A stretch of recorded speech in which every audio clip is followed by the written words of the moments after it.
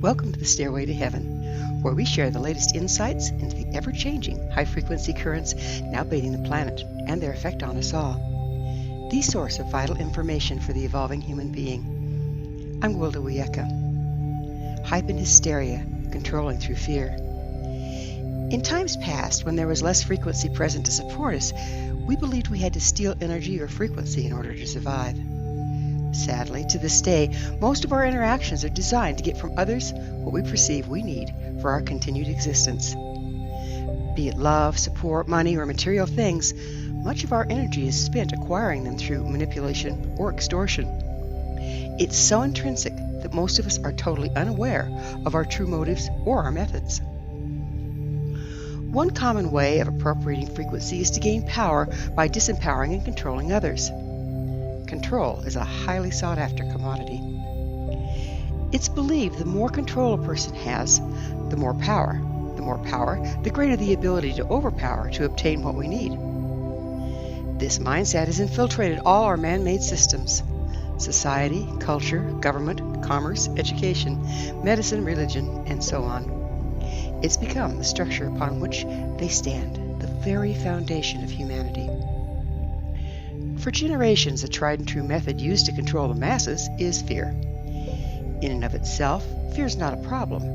It's a natural and necessary response shared by all animals when confronted with danger, enabling them to protect themselves. In order to understand how this natural response has been hijacked and used against us, we need to go a little deeper into the nature of fear and its effect on our thinking and perception. To do so, let's examine the brain.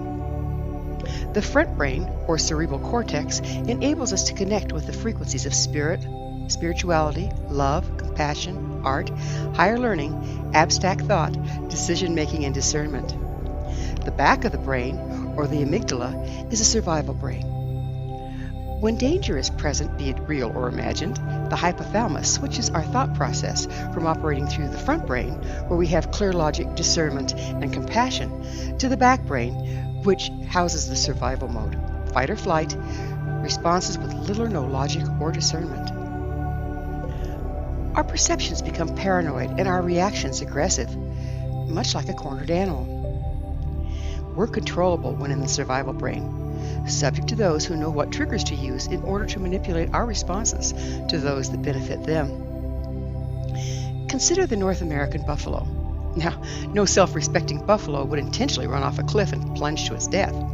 However, the Native Americans learned that if they chased and terrorized the buffalo from horseback, it would cause them to switch to the survival brain. Once panicked, the entire herd could easily be driven off a cliff in order to be harvested for food and clothing. Just so, our existing system applies the appropriate stimulus to the masses, driving us into fight or flight, thereby controlling our behavior. Panic of the masses was at the root of the Great Depression. Trust me, there were those in control at the time who benefited greatly from the situation. This method of control through instigating others to enter the survival brain is commonly used in interpersonal relationships. All one needs is knowledge of another person's triggers to control their behavior. For instance, if a wife knows her husband has abandonment issues, she can get him to do what she wants by threatening to leave or withholding love. As we're increasingly subjected to higher frequencies, many are becoming much more aware and thus less controllable. This necessitates self-serving individuals as well as systems to pull out all the stops in order to maintain dominance. In both cases, these machinations are becoming highly visible and blatant. The danger is in the huge increase in manipulation from individuals in our lives and the massive hype and hysteria broadcast through the media and other sources. It is an attempt to keep us in fight or flight and paranoia and out of logic, higher thought, and compassion. The more time we spend in our survival brain, the stronger and more dominant it becomes, lessening access to the cerebral cortex, and with it our ability to engage higher thought, decision-making, interconnectedness, and love. Further complicating the situation is the energetic consequences of going into fear. Wherever we focus our attention, we align ourselves, and we align ourselves with that which we're focused on. Fear, by its very nature, is a compromise in frequency, and with it our ability to reason. we tend to judge against anything we fear and polarize against it. Polarization creates an equal but opposite charge. Just like the positive and negative poles of a magnet, polarized things are attracted to each other. By polarizing against what we fear, we're drawing those very things into our lives. When we're in the survival brain, paranoia becomes a factor. When paranoid, we tend to misinterpret benign facts as evidence of the very things we fear. This often causes us to catastrophize, forcing us deeper into survival mode, increasing polarization. So how do we counteract this nasty cycle that leaves us vulnerable to being misled, exploited, and controlled? How do we take back the reins of our perception and our lives? 2 key concepts. If you don't want them to get your goat, don't have one, and know thyself. Ideally, we could access and clear all past damage, thereby removing triggers. However, this is not practical or even possible at this time. Not only do we have quite a stockpile of personal damage from this lifetime, but during the lower frequency times we accumulated much ancestral trauma that resides in our DNA. While healing past and current compromises is a necessary and helpful component to heal, all will most likely take lifetimes and generations of living in the higher ambient frequency. In the meantime, what's needed is a combination of healing and mindfulness. For healing, aka removing the goat, there are numerous viable modalities available. One powerful blend is psychotherapy combined with EMDR and shamanism. Psychotherapy can help us better understand our emotional and mental compromises. EMDR can bypass our neurological ruts in order to access them, and shamanism can correct the resulting energetic dysfunction, in some cases, even remove the distortion from the DNA. Do remember, healing the modality is only as good as the practitioner. In addition, every individual will benefit from a different combination of modalities at any given time. Being introspective and mindful is very important. This is where the concept of know thyself comes in. Look closely to your relationships and reactions to see whether you're coming from past and triggers and damage rather than clear and present facts. A challenging activity as it requires total honesty at owning our behavior. Yet, if we cannot acknowledge the thing, we have no hope of changing it.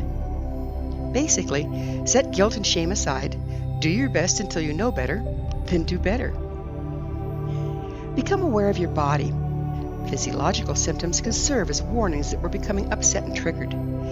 They can help us recognize when that pesky hypothalamus is about to switch us into the survival brain. At this point, we can regain control by stopping, taking a deep breath, and remembering that things are rarely as they seem.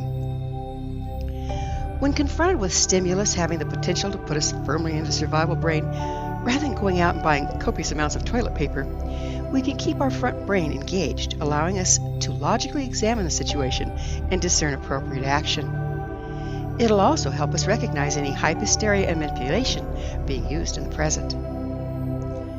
The better we come to know ourselves and our triggers, the easier this process becomes, and the less we're subject to being controlled and used by outside influences. Practices that help re-enter the front brain when fearful or under stress include turning off the news or any other disturbing stimuli, deep breathing, meditation, walks in nature, physical activities such as yoga and tai chi, relaxing music, prayer, bringing to mind the things we love, and listing what we're grateful for. Once we start to come back into ourselves or re-enter the front brain, reframing our perception of the situation to find the benefits is very valuable. The best service we can provide at this time in society's evolutionary process is to remain present, in the present moment, and in control of ourselves, firmly grounded and anchored in the front brain. In so doing, rather than being controlled and exploited by copious amounts of hype and hysteria being broadcast on every level, we have a rare opportunity to be a lighthouse in the storm. By holding the frequency of love, compassion, and gratitude, we emit a beacon to help others navigate around the rocks and find their way home. Thank you for joining me, Gwildawiyeka, on the Stairway to Heaven, where we provide updates on the energetic currents facilitating our evolution into conscious, powerful co-creators. Until next time, may you be blessed on your sacred path to wholeness. We are here. The time is now.